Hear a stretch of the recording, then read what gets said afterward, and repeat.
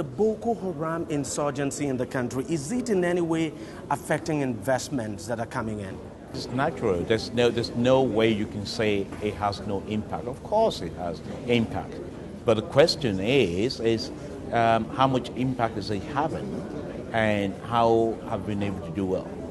I think what the statistics tell us, not just Nigerian statistics, but international statistics, and I will quote UNTA, that Nigeria, in the last 3 years, Nigeria was the number one destination for investment in the whole of Africa for 2 of those 3 years, and was number in the top 3 in the 3rd year. So that tells you that regardless of what is happening in the country, the momentum is very, very strong because the opportunities are great in Nigeria. But is the slowdown massive?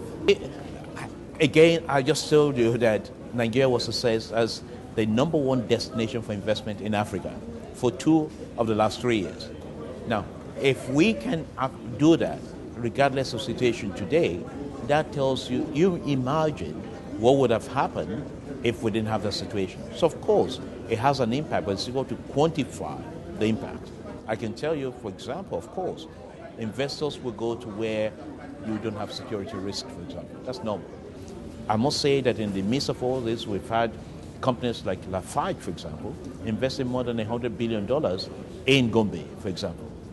We have firms like companies, investors like Dangote, investing heavily in sugarcane to sugar in most of the northern states, in Taraba, in Adamawa, in all those, at least 5 of those northern states where those investments are going to.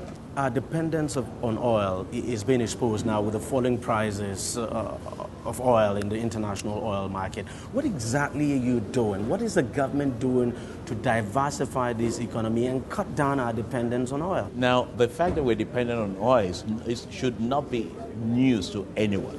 We all knew this many years ago, and we knew it was the wrong policy.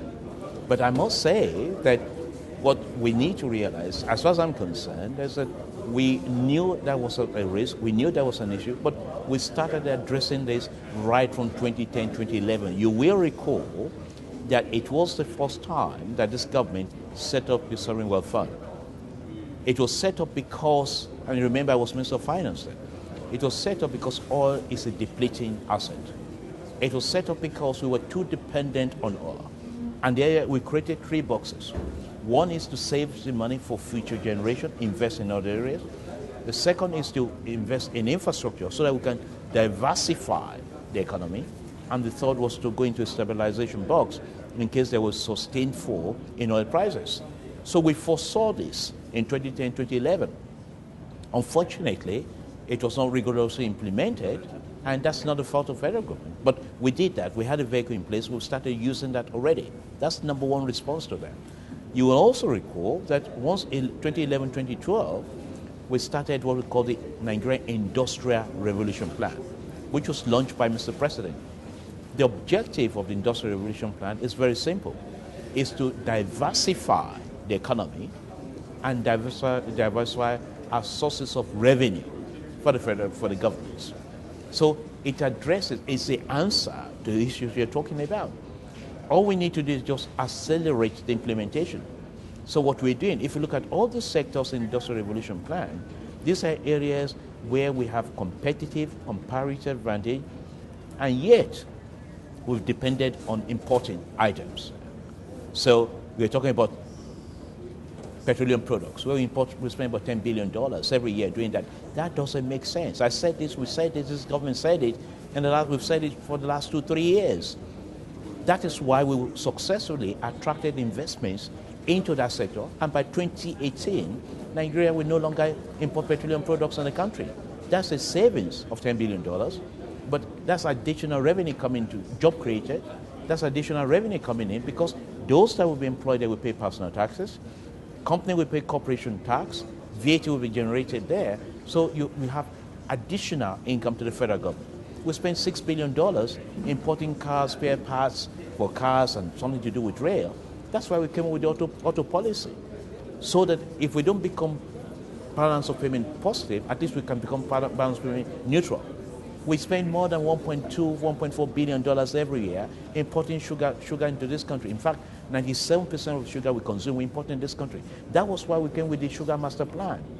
That is why Flour Mills today is setting up the sugar integrated sugar plant in Sunti, in Niger State. I was there last week.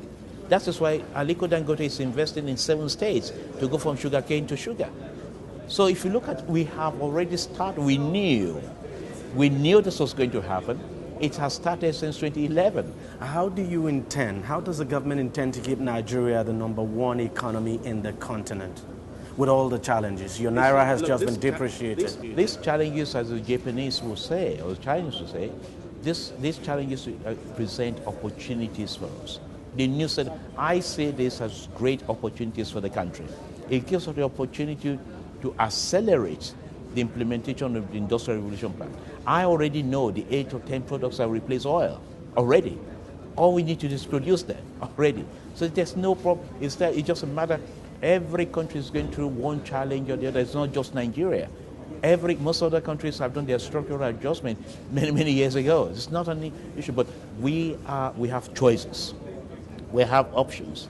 We are a blessed nation, and we must not squander the opportunity. To me, this is an opportunity to make changes, and we have already started making the changes. Thank you. Thank you very much.